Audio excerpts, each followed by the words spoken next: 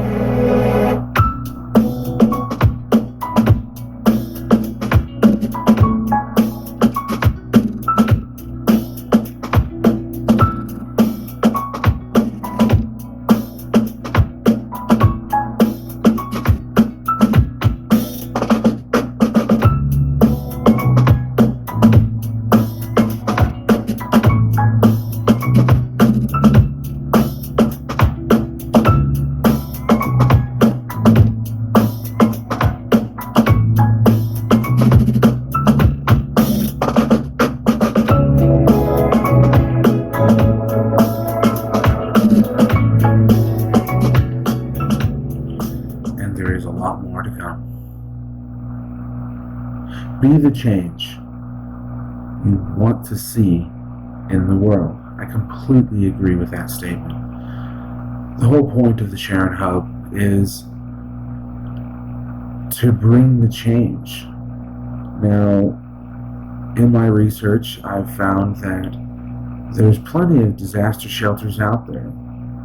There's good ones, bad ones. Tents are not exactly the best shelter, but in a pinch, it'll do. And then you have these tiny homes that take an engineering team to put together while you're in a disaster zone. Well, if you can afford an engineering team, you can afford to get out. And there's no reason to bring people in to a disaster zone unless they're there for relief efforts. And that's the point about the Sharron Hub, is that it's a balance between the poorest quality and the highest quality of disaster shelters. The thing that I've noticed the most throughout my life, witnessing disasters as well as just viewing them on TV from afar, is that there is one thing that is lost within that community that's safe anymore. And the point of the Sharron Hub is to see if we can offer that security as quickly as possible. What is a Sharron Hub? First off, Sharron was my mother. She recently passed away, so I chose to name this hub after her. The hub stands for Habitat Uniform Building. It's a habitat where someone can come and live. It's uniform because each item comprises from a core of 10 items, which is why it's so easy to put together, why it's so cost effective to buy in mass, so that when something hits, you have a way to protect your citizens, your population. That's the point. The Sharron Hub is meant to come in quickly, be able to be put together without almost any education. The community can put it together. Drop it out of the C-130, fly it in, parachute, truck it in, boat it in. You can have up to 16 in one hub, a safe, secure location. And then you build a network of these, and now you have a community.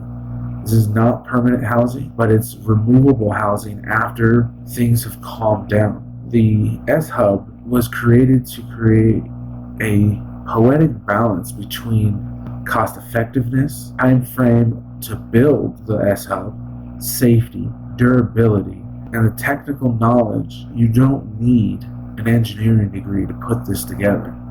You need to be able to follow very simple instructions to assemble it. I aimed for the lowest education. There are places in the world that still people don't go to school. There is no educational system. So if they can see a picture, they can put it together. I created the S-Hub within a computer-aided design environment. I chose to use Inventor to build the initial parts and then assemble it, and then I transferred it into a program called Navisworks to create the animations. My overall goal was to show that I could create something with no idea other than a thought to put it together and see if it could be sustainable.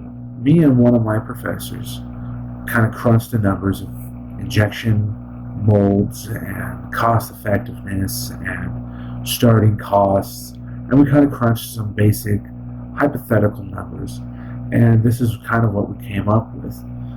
The S-Hub will be completely made out of UPVC, which is a lightweight, durable, and strong plastic. Easy to form, easy to injection molding to create individual pieces. There are 2 pieces that will be steel.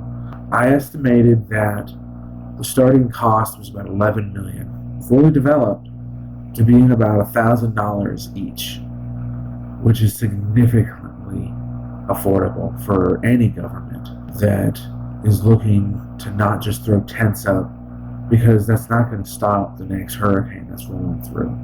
Manufacturing, I averaged about 200 to 500 per day, full units complete.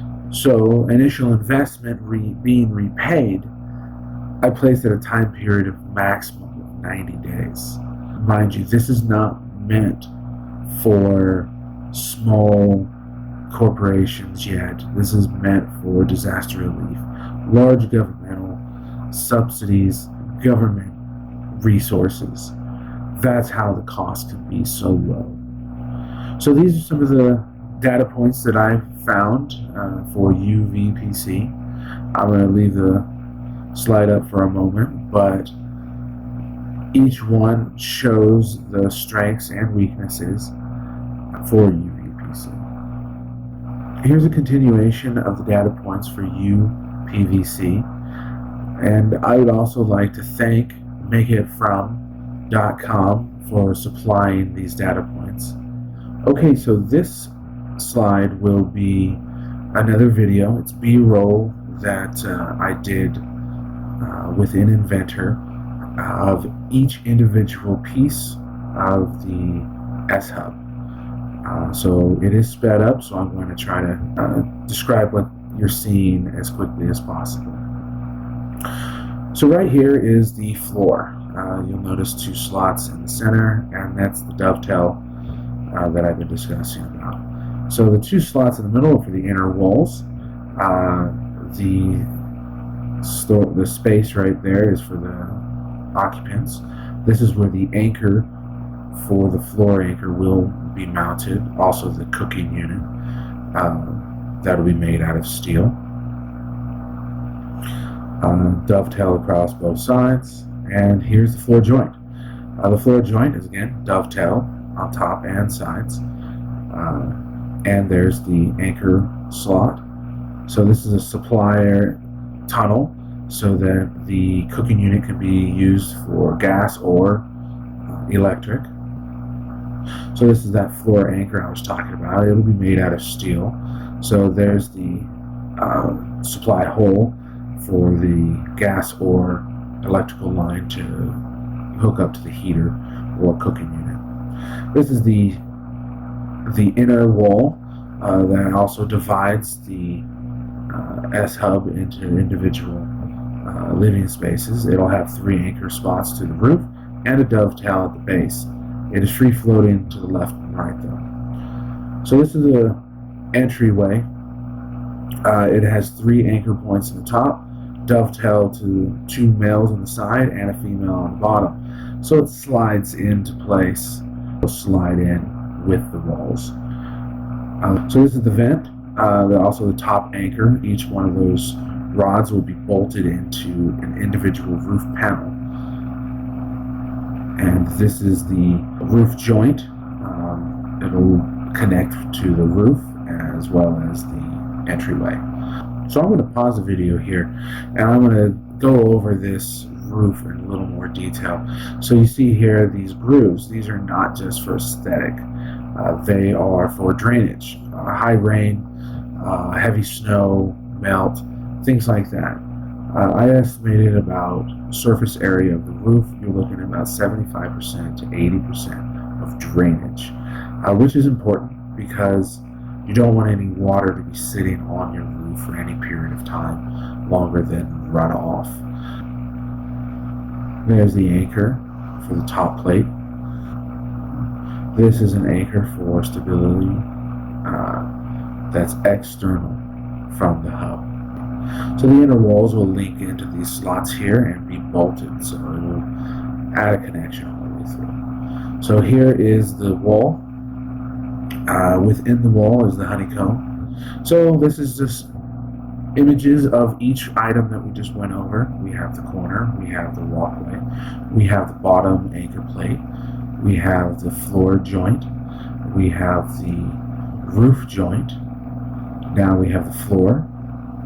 Here's the roof, this is the inner wall, this is the anchor cap for the roof, that'll be bolted, and here's that honeycomb of the wall that I was just talking about. It is there to create an air pocket for heat, as the insulating rating for UVBC is pretty high. Okay, so here is a couple still frames of a quarter of the S-hub. So we have the inner walls, we have the exterior walls, the corner, the floor unit, and the two entryways. This is the same right here. It's just, this is a fully complete top view of the S-hub. And here's a complete image of S-hub. Okay, so I'm going to leave you here with an animation that I made of the assembly of the unit. It's rather quick. Also, there is the link for my e-portfolio that goes with a little more detail of my S-hub. All right, well, thank you, and I hope you enjoyed. There it goes, coming together.